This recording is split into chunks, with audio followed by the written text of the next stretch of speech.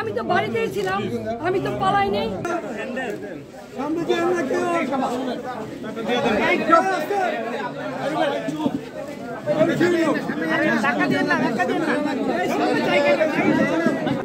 কি কারণে? আমি কি কোনো জুলুমবাজ? আমি কি হত্যা করেছি? আমি কি চাঁদাবাজি করেছি? আমি কি নারায়ণগঞ্জ শহরে এমন কোন রেকর্ড আমার আছে যে আমি কোনোদিন কোনো বিরোধী দলকে আঘাত করেছি?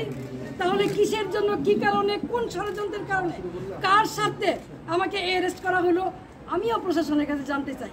বর্তমান যারা সরকার আছেন, সাম্যের কথা বলেছেন, বৈষম্যের বিরুদ্ধে আপনারা আন্দোলন করেছেন, সরকার হটিয়ে নতুন সরকার এসেছেন, তাহলে কি এই বৈষম্য? তাহলে অনেস্ট রাজনীতি, সততার কিসের মূল্যায়ন? আমি তো বাড়িতেই ছিলাম, আমি তো পালাই নেই, তাহলে এইভাবে আমাকে অ্যারেস্ট করতে হলো কেন? সেই জবাব জনগণের কাছে চাই, জনগণই দিবে ইনশাআল্লাহ। জয় বাংলা।